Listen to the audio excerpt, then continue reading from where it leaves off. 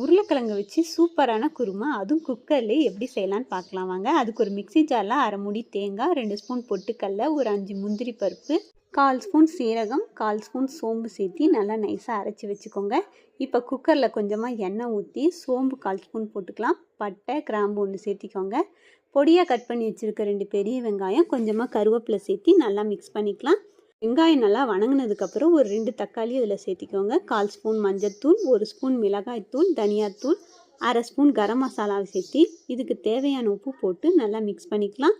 Lid போட்டு இதை ஒரு 5 நிமிஷம் வேக விடலாம். வெங்காயம் தக்காளி எல்லாம் நல்லா வெந்ததுக்கப்புறம் நான் ஒரு 4 உருளைக்கிழங்கை கட் பண்ணி இது மாதிரி சேர்த்திக்கிறேன்.